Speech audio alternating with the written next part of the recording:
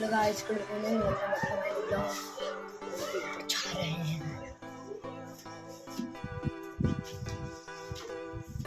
फिलहाल तो अभी मैं कुछ भी नहीं कह सकता। और हाँ, आज मैं आपको पता है कहाँ पे हूँ, अभी 4 या 5 बजे तो मैं हूँ आज स्नेक लैंड में। तो स्नेक लैंड में जो है ना स्टेशनरी के सामान मिलता है गिफ्ट में है, तो वहाँ पे भी हम थोड़ा व्लॉग बनाएंगे, सब सीखेंगे और हमारे गिफ्ट का अनबॉक्स कर लेंगे।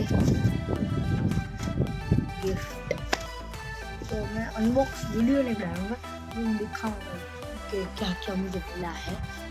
तो अभी मैं शुरू किया था और बहुत सारे पतंग चल रहे हैं, अभी हमें जाना ही है थोड़ी देर में,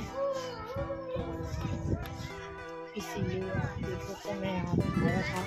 आपको देख सकते हैं ना। आज का वीडियो में इतना ही, अब मिलते हैं नेक्स्ट वीडियो में, तब तक के लिए जय हिंद जय भारत।